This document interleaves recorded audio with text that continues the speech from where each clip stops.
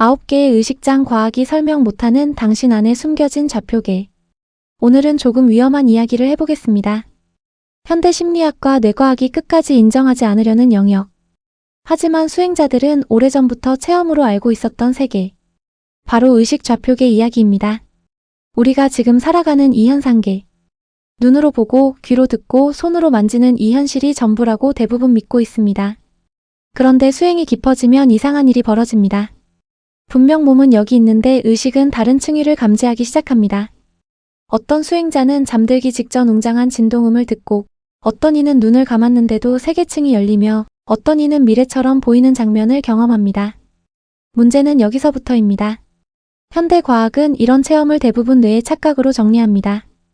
환청, 공감각, REM, 수면, 현상, 스트레스성 해리 반응. 전부 뇌 안의 오류라고 설명하죠. 그런데 수행자 입장에서는 느낌이 다릅니다. 내가 망상한 게 아니라 진짜 다른 층을 본 것 같은데 바로 여기서 충돌이 시작됩니다. 오늘 말씀드릴 핵심은 이것입니다. 우리가 사는 세계는 하나가 아니라는 것. 현상계, 중음계, 타금계. 이 세 개의 층위가 동시에 겹쳐 존재한다는 겁니다. 현상계는 육체와 물질 중심의 세계입니다. 중음계는 맑은 정신과 기억, 원형의 이미지가 흐르는 층위입니다. 그리고 타금계는 욕망과 집착, 혼탁한 감정이 응축된 가능성의 층입니다. 그런데 여기에 시간축이 들어갑니다. 과거, 현재, 미래. 그리고 감각축이 또 교차합니다. 육체 감각, 정신 감각, 초감각. 이 세 개와 세 개가 서로 직각으로 교차하면 어떻게 될까요? 3. 바로 9개의 의식장이 만들어집니다. 이건 단순한 상상이 아닙니다. 의식이 어느 좌표에 접속하느냐에 따라 같은 현실도 전혀 다르게 느껴집니다. 예를 들어 어떤 사람은 사람을 보고 얼굴만 봅니다. 하지만 어떤 수행자는 그 사람 뒤의 기운 흐름을 먼저 느낍니다. 또 어떤 이는 말을 듣기 전에 감정을 먼저 감지합니다. 좌표가 다르기 때문입니다.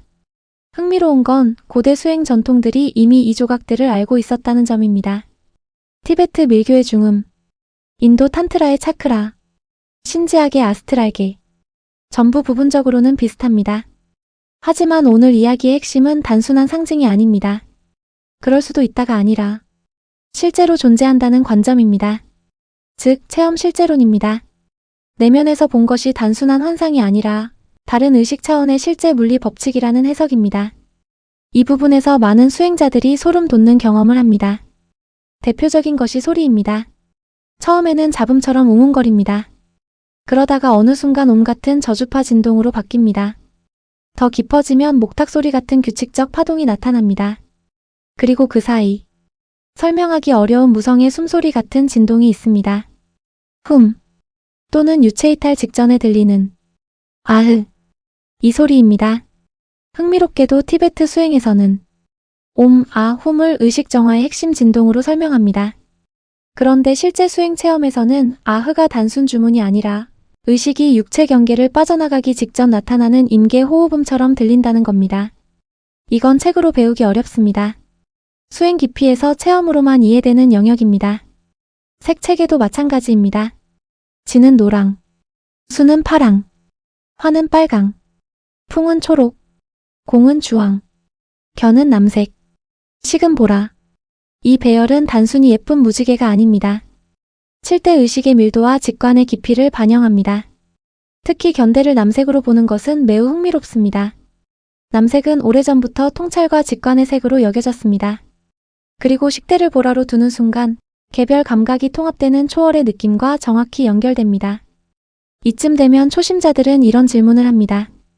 그럼 중음계는 실제로 어떻게 느껴집니까? 여기서 가장 충격적인 이야기가 나옵니다. 감각 역전. 현상계에서 아이스크림은 차갑습니다. 그런데 중음계에서는 따뜻하고 부드럽게 느껴질 수 있습니다. 왜 그럴까요? 기준 자체가 달라졌기 때문입니다. 현상계는 물질 온도를 기준으로 감각을 인식합니다. 하지만 중음계에서는 정서 진동이 우선됩니다. 즉, 따뜻함은 열이 아니라 안정감이 되는 겁니다. 현대 신경과학도 사실 비슷한 현상을 알고 있습니다. 공감각, 루시드 드림, 임사체험, 감각 재매핑. 문제는 해석입니다. 과학은 이것을 뇌상태 변화라고 말합니다. 수행자는 의식 차원 이동이라고 말합니다. 같은 현상을 보고 완전히 다른 언어를 쓰는 겁니다. 왜 과학은 인정하지 않을까요?